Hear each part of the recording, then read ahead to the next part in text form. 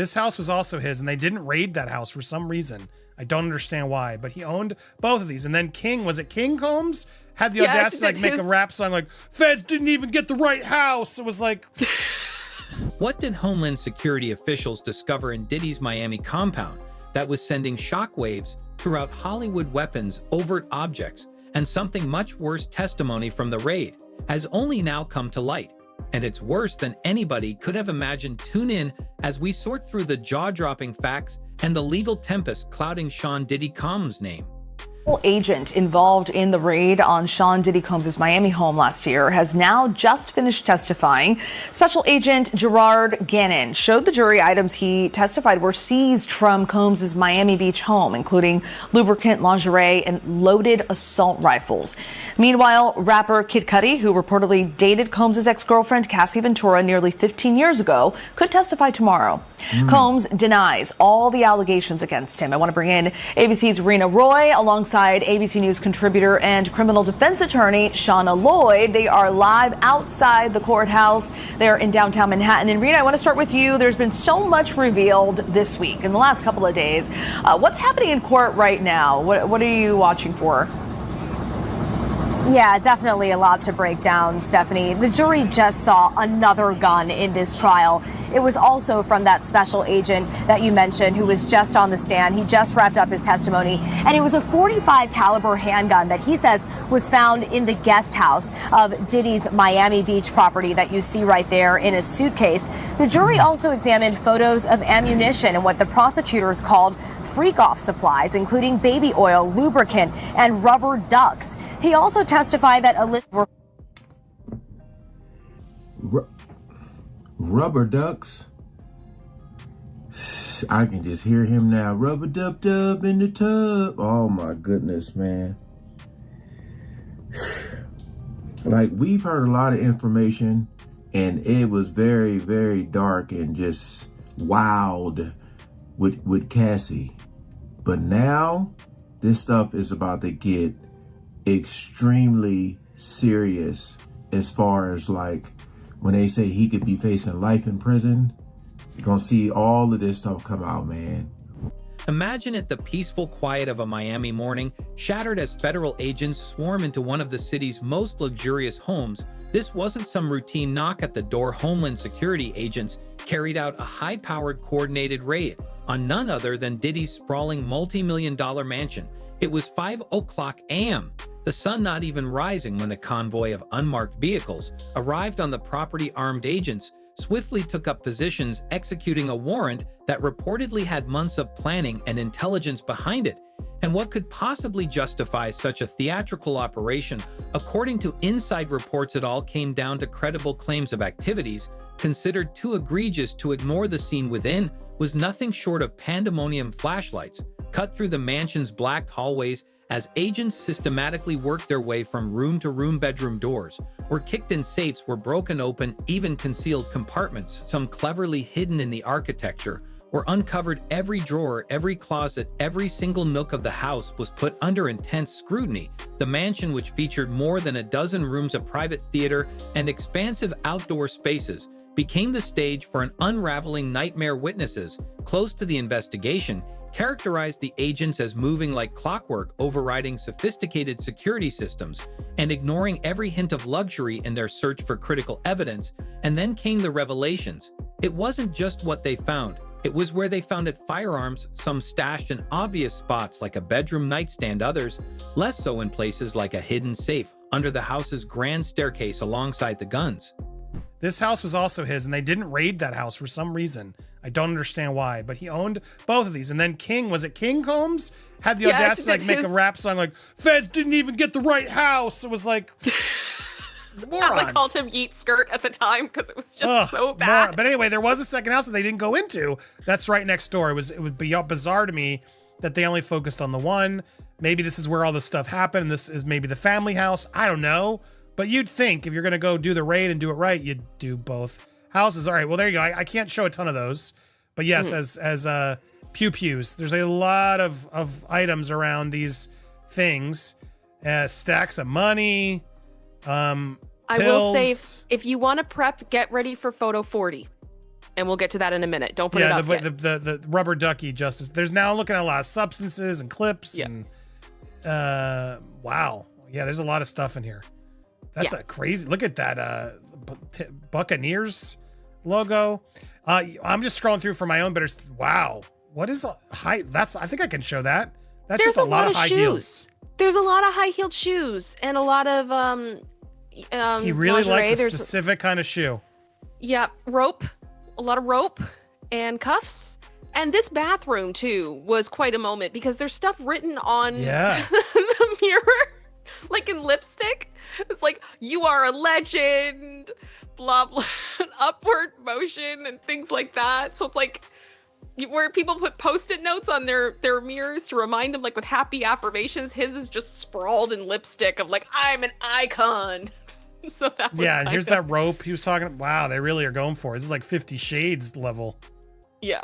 Now, apparently there were at least, from what I was gathering, 13 pairs of platforms. Now, here's the thing that I've been asking myself. A wireless flicker. I can't say what it is. But no. And here we get into lots of loot, lots of baby oil. We don't know what size the shoes are.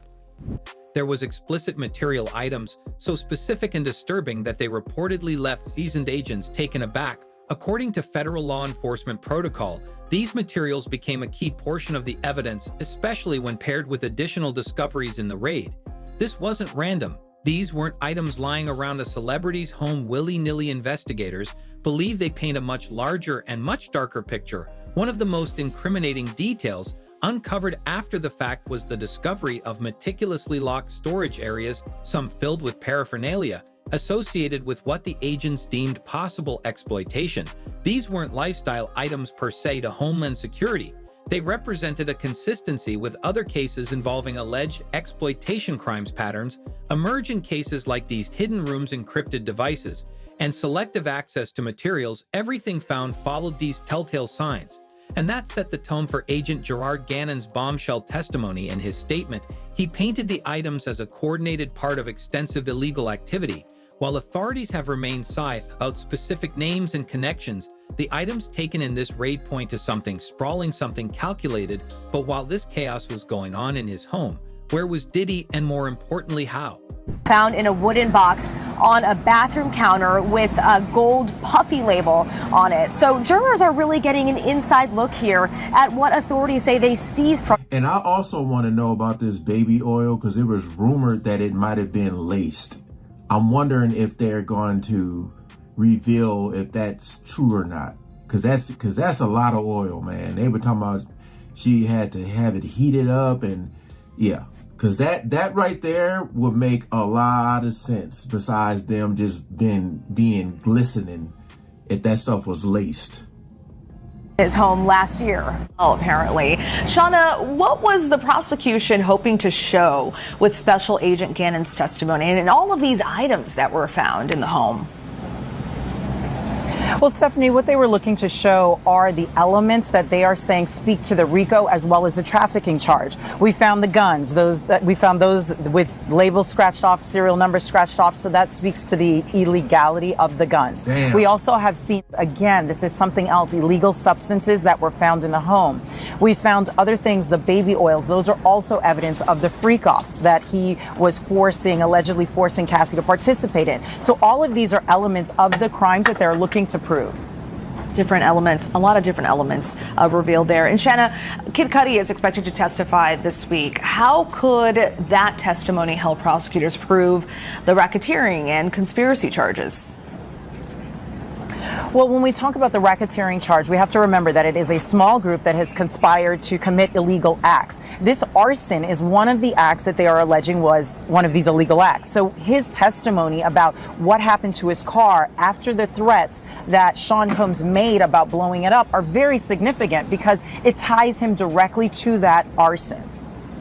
While Homeland Security agents stormed Diddy's Miami mansion, the music mogul was miles away enjoying what should have been a routine day. Sources close to the situation revealed that Diddy was actually staying at a hotel in downtown Miami. When he first got the call that his home was being raided, the call, reportedly from a member of his staff, came through just minutes after the agents entered the property. Initially, insiders say he thought it was a joke or perhaps a misunderstanding. But as more frantic calls started pouring in and the true scale of the operation became apparent, Diddy's calm exterior quickly began to crack. Eyewitness accounts described his reaction as anything but composed. Hotel staff recalled seeing him pacing through the lobby, phone pressed to his ear, face tight with stress. He allegedly made a series of rapid-fire calls, some to his legal team, others to undisclosed associates. Questions swirled: did he know this was coming, or was he caught completely off guard? Those who've worked with Diddy in the past described him as someone who's always 10 steps ahead, rarely surprised even when facing controversy. But in this case, it seems the raid blindsided him, leaving him scrambling for answers in real time. The intensity of his reaction didn't stop there. Some reports suggest that Diddy frantically attempted to get in touch with the agents themselves, allegedly offering to clear up any confusion if given the chance to speak directly. Whether or not those messages reached anyone involved remains unclear, but the very act of trying to intervene while the raid was ongoing adds a new layer to the public perception of his innocence, or lack thereof. Was this the reaction of a man trying to cooperate, or one trying to control the narrative before it spiraled further? Public opinion has already begun to split down the middle to some. Diddy's reaction feels all too familiar. Over the years, he's been at the center of several accusations, with many suggesting a pattern of denial and deflection whenever controversy arises. On the other hand, his most loyal fans see this as yet another case of a powerful figure being targeted unfairly, an attempt to bring him down at the peak of his success. The question remains, does his visible stress during the raid suggest guilt, or is it simply the response of someone whose life is suddenly being dissected under a harsher spotlight than ever before? Did he wasted no time releasing a public statement late that same day. In it, he firmly denied any wrongdoing and described the raid as an unjustified invasion fueled by baseless accusations. He emphasized his ongoing commitment to cooperating with authorities, but vowed to fight these claims with every resource available. This bold statement sets the tone for what is shaping up to be one of the most high-profile celebrity legal battles of the decade. But with the weight of the evidence piling up from the raid, how will his legal team manage to counter such damning discoveries? How do you connect something like a cache of firearms and sex paraphernalia to allegations as serious as exploitation? That's a question that's been raised repeatedly since details of the Miami mansion raid hit the public. But according to Agent Gerard Gannon's testimony, the connection is disturbingly clear. Homeland Security isn't claiming these items were random, far from it. Instead, investigators believe they're part of a larger pattern, one they allege points to exploitation on a significant scale, and the way these items were found only adds to the narrative. Start with the weapons. Authorities reportedly uncovered multiple firearms, including a mix of handguns and rifles stored in unexpected places across Diddy's home. One weapon, categorized as an untraceable ghost gun, was found stashed in a concealed safe under a tiled floor near the home's main staircase. Here it is. I mean, this isn't as much as I was envisioning based on like Costco levels. It's a lot. Don't get me wrong. Well, this is just one part, right? This is just one I was section. expecting. I mean, how many cases of these were there? And then what's with the rubber ducky, Kim? There's just 2 rubber duckies. So something I want to just make very clear. There were a lot of these collections of baby oil and Astroglide around the house, from the sounds of it. So this was just one section of it. There's also, I don't know if you'll notice on the side, there's a box there of nitrous oxide. Yeah. Questions on that one too. But yes, the big thing this morning everyone was asking is, why are there duckies? Well, I have a theory. He's making like these inflatable pools full of oil, so he's clearly just putting them on as display on top. I think that's what it is. It's creepy, it's weird. But he's clearly like, oh yeah, float the duckies on the baby oil pools. I mean, the duckies have seen things. I fear for the duckies. Poor duckies. I have so many questions. This ain't no Bert and Ernie action. No, this is intense. So, yeah, white towels everywhere. A lot of towels. I mean, I'd expect a lot of towels. Mm-hmm. Hotels level where the towels, what he's going. More nitrous on the bottom. Oh, that's a close-up of that. That's what that was. Okay. Yeah. That was the close-up of that area. Yeah. So. More pills. Lots of substances. There was a crystal rock-like substance that they just kept saying with other pills, and the main ingredient of magic mushrooms were found. Well, hold on. Can we talk about weird clear bags filled with why?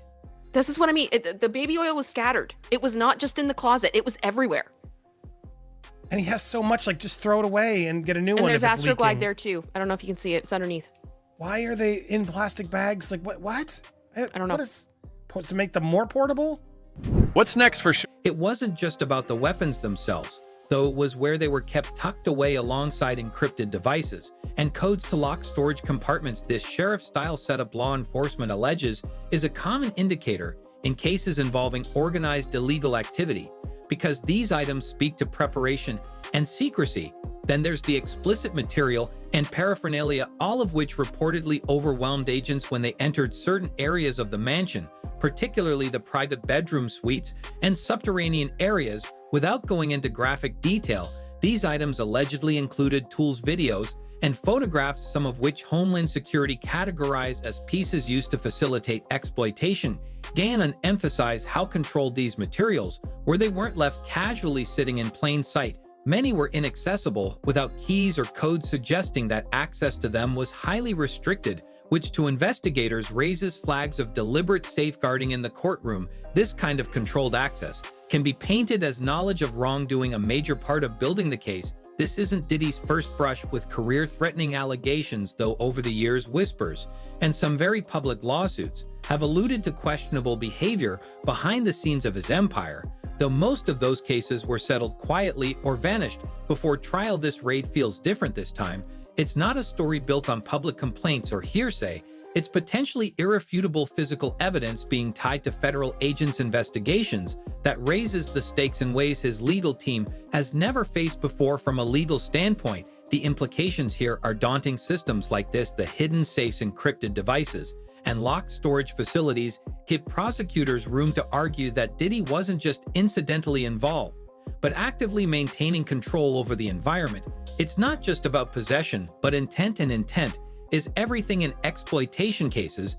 Defense teams often argue that high-profile figures store unusual items for privacy or security reasons, but prosecutors can point to the patterns that match similar cases to make their arguments stick. Agent Gannon's testimony will undoubtedly play a crucial role in establishing what comes next, and with speculation growing about how this evidence can shape the direction of the case, all eyes are on what Homeland Security does next. According to legal analysts, they're looking to expand their investigation beyond the raid and potentially question others within Diddy's circle. But while the government builds its narrative, how is Diddy's team preparing to dismantle it?